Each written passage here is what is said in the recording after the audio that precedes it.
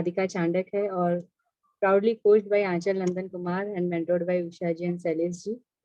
सो मेरा आज का जो टॉपिक है ना, वो एक्चुअली ऐसा आंचल जी ने मुझे बोला कि मैंने रिसेंटली कुछ चेंजेस किए हैं बिजनेस के प्रति, तो वो मुझे मेरे कोच एंड मेंटर ने नहीं बोला करने के लिए, खुद से डिसाइड किया। तो ऐसा क्यों किया, क्या ऐसा हुआ, तो वो मैं आज सबके सामने आप लोगों से शेयर करना चाहूंगी कि जब हम बिजनेस में आते हैं ना, मतलब मेरे साथ तो ऐसा ही हुआ था कि मैं बहुत एक्साइटेड थी, बहुत पॉजिटिव थी। मैंने बिजनेस बहुत पैशनेटली बिल्ड करना स्टार्ट किया, लेकिन कुछ समय के बाद क्या होता है, जब आपको काफी अच्छा सक्सेस मिल जाता है या आप बोलो जैसा आपने सोचा था वैसा सब होने लगता है, तो थोड़ा थोड़ा हम डिस्ट्रैक्ट होना स्टार्ट हो जाते हैं और बहुत समय हो जाता है हमको बिजनेस में और बहुत डिजायर्ड रिजल्ट नहीं आता है, तो भी कहीं कहीं फैमिली से या फिर काफी जगह से या खुद से भी आपको ये नेगेटिव भी आने लगता है कि क्यों, क्या कर रही हूँ मैं, क्यों कर रही हूँ, क्या हो रहा है ना। लेकिन एक चीज जो मेरे साथ बहुत अच्छी थी वो थी कि मैं शुरू से भी, भले कितने भी साल मुझे आज हो गए, बट मैं एक चीज के लिए मैंने कभी उषा जी या आंचल जी बोल नहीं सकते कि मैंने ये कंप्लेन किया है कि एमवे बिजनेस चल नहीं रहा है या मैं बहुत एफर्ट ले रही हूँ बट कुछ हो नहीं है ना। मैं ऑनेस्ट थी अपने साथ, मैं हमेशा यही बोलती थी कि मैं जितना एफर्ट ले रही हूँ वैसा मुझे रिजल्ट आ रहा है, एफर्ट में कमी है ये भी मैंने एक्सेप्ट किया और इसीलिए शायद जो रिजल्ट जो आ रहा है वो वैसा आ रहा है ना। तो मैंने कभी ये चीज नहीं बोला हाँ मेरी प्रायोरिटी सेट नहीं हो पाई है जो भी आप बोल, बट मैंने ये कभी एक्सक्यूज नहीं दिया कि उषा जी मैं कितना कर रही हूँ पर बिजनेस नहीं चल रहा है। नहीं, मुझे हमेशा से खुद से पता था कि मैं कितना कर रही हूँ और मेरा बिजनेस कहाँ जा रहा है ना। दूसरा, मैंने एक चीज अच्छी की कि मैं हमेशा मीटिंग्स में रही, भले मैंने वर्क किया कि नहीं किया या मैंने कभी बुक रीड किया या नहीं किया कभी सीढ़ी, बट मैं मीटिंग्स में, जो भी मीटिंग आप में से जो भी लोग मुझे जानते हैं, मैं जब इतने भी समय से मैं हर मीटिंग में हमेशा थी।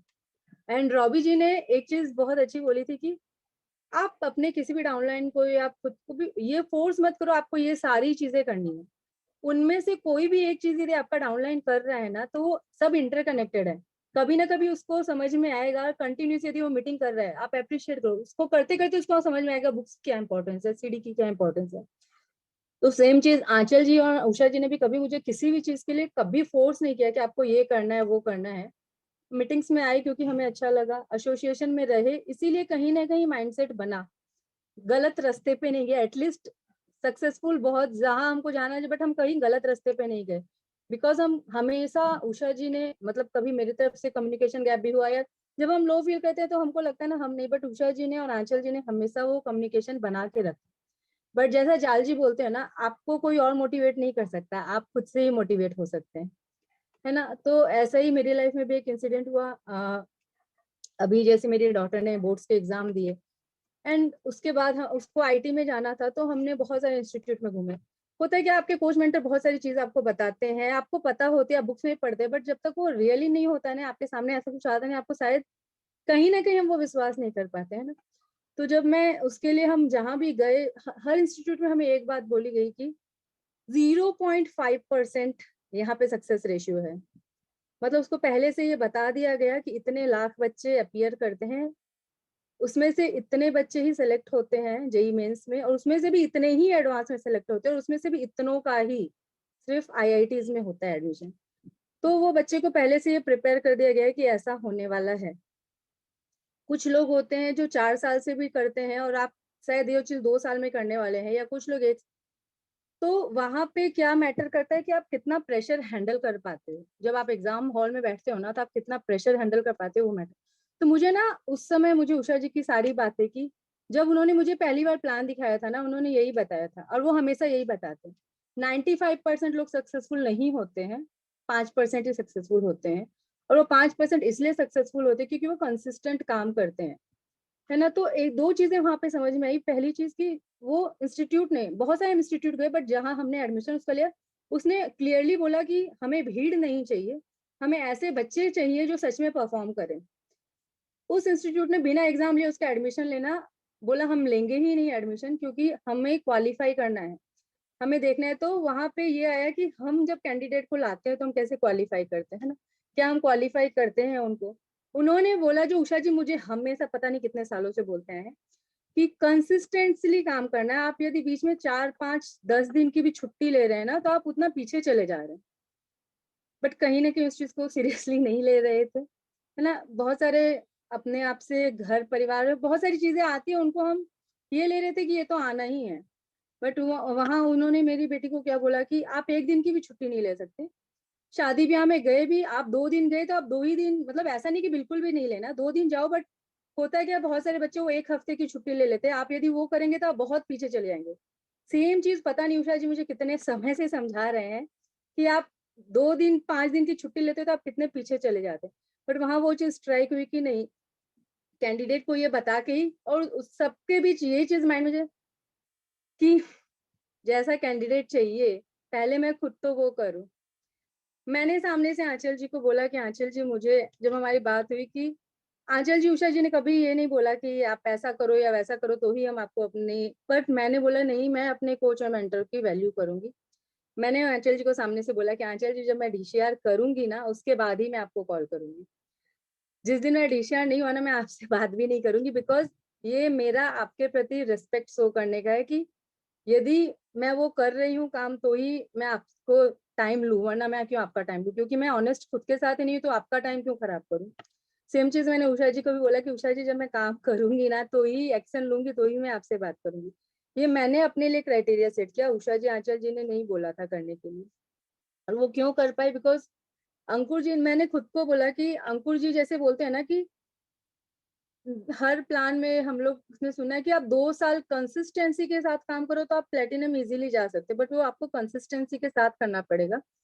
तो वो मैंने खुद के लिए क्राइटेरिया सामने से आंचल जी को बोला कि अभी मुझे कंसिस्टेंटली काम करना है, एंड उसका अभी रिजल्ट्स क्या आया वो बताऊँ तो, जिस दिन से मैंने डिसाइड किया कि मैं कंसिस्टेंट काम करूँगी, है ना?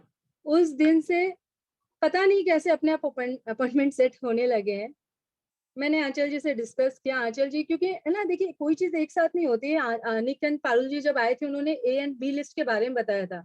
आंचल जी उस टाइम से माइंड में चल रहा था, बट वो एक सीरियसनेस नहीं है। फिर आंचल से डिस्कस किया कैसे ए बी लिस्ट पे काम, और पता नहीं कैसे कितने सारी लिस्ट आ गई ए और बी लिस्ट में से। क्योंकि मैंने डिसाइड किया कि काम करना है। आंचल जी से एवरीडे बेसिस पे डिस्कस होता है कि ये भी मेरी बी लिस्ट में है, ये मेरे ए लिस्ट में, ये मेरे बहुत, आप बोल सकते हैं बहुत कम मैं इनको जानती हूँ, बट जानती तो हूँ कहीं न कहीं। तो कैसे कम्युनिकेट करना है, आंचल जी हर हमेशा गाइड करते हैं, आप ऐसे-ऐसे करो, और उससे रिजल्ट आने लगे। और एक ये भी था कि नहीं, निक जी एंड पारुल जी की जो ट्रेनिंग है, जो स्पेशल ट्रेनिंग है, उसके लिए क्वालीफाई करना है, और उसके लिए आपको न्यू कस्टमर्स क्रिएट करने हैं या फिर आपको प्रोसेस अपॉइंटमेंट्स करने हैं। तो अप्रैल मंथ में 3 न्यू कस्टमर क्रिएट हो गए हैं, कंसिस्टेंटली काम करने के कारण अभी तक। तो 2 और हो जाएँगे, मुझे विश्वास है 22 तक, है ना? कैसे हो अभी, कैसे भी कस्टमर एक का सामने से कॉल आया कि उनको ऐसे कहीं से मेरा नंबर मिला। पहला सवाल यही आता है, आप एमवे अभी भी करते हैं क्या? क्योंकि कहीं न कहीं से उनको नंबर मिला होता है, तो हाँ, हम करते हैं। पहली चीज़ तो हम करते हैं, इसीलिए हम बता पाते हैं। तो उन्होंने बोला एसेट चाहिए मुझे, मैंने कहा हाँ ठीक है, और उस दिन कुछ सिचुएशन हुआ जिसके कारण मैं उस दिन उनको देने नहीं जा पाई, और उनको बहुत अर्जेंट था, तो उन्होंने ऑनलाइन मँगवा लिया था। एंड मैंने 2-3 दिन बाद उनको कॉल किया, बट उन्होंने रिसीव नहीं किया। तो एक तो अननोन नंबर से, मतलब किसी के वाया आया था पहचान, तो मुझे लगा मे बी सिर्फ इंक्वायरी के लिए ही किया होगा या कुछ भी। फिर उन्होंने वो जो ऑनलाइन मंगाया ना, वो यूज़ किया, और 5-7 दिन यूज़ करने के बाद वो फ्रस्ट्रेट होके उन्होंने मुझे मैसेज किया, "आप देने वाले हो कि नहीं देने वाले हो?" मैंने कहा, "मैंने आपको 2 बार कॉल भी किया, आपने रिसीव नहीं किया, तो मुझे लगा शायद आपने कहीं से ले।" एंड विश्वास नहीं करेंगे, जो ऑनलाइन एसेट था ना, उन्होंने जो मंगाया था अमेज़न से, मैं ऐसी-वैसी साइट से नहीं, अमेज़न से मँगाया, और उनको वो बॉटल देखते ही समझ में आ गया कि ये डुप्लीकेट है, बट वहाँ रिटर्न पॉलिसी नहीं होती है। तो बहुत सारे ऐसे लोग हैं जिनको चाहिए एमवे के प्रोडक्ट्स, हमें रीच करने की ज़रूरत है। अगेन एक और है, वो कस्टमर के रेफरेंस से आया था। एक जो बने वो मेरे सीसी थे वैसे बने, और एक अभी विभा जी या उषा जी लोग को पता है कि गणगौर फेस्टिवल हमारा चल रहा था, और वो एक ही फेस्टिवल जिसमें मैं खूब मज़े करती हूँ, पूरा खर्चा करती हूँ और पूरा समय भी देती हूँ, ठीक है? बट उस बिटवीन भी हम अपने बिज़नेस को नहीं भूलते। एक जब हम तैयार हो रहे थे ना, तो मैंने अपने एमवे के प्रोडक्ट्स, जो बोलते हैं सैंपलिंग करना, मैंने सामने से, जो हमारे ग्रुप में हम 5 जन थे, सबका मैंने मेकअप करके दिया अपने प्रोडक्ट्स से।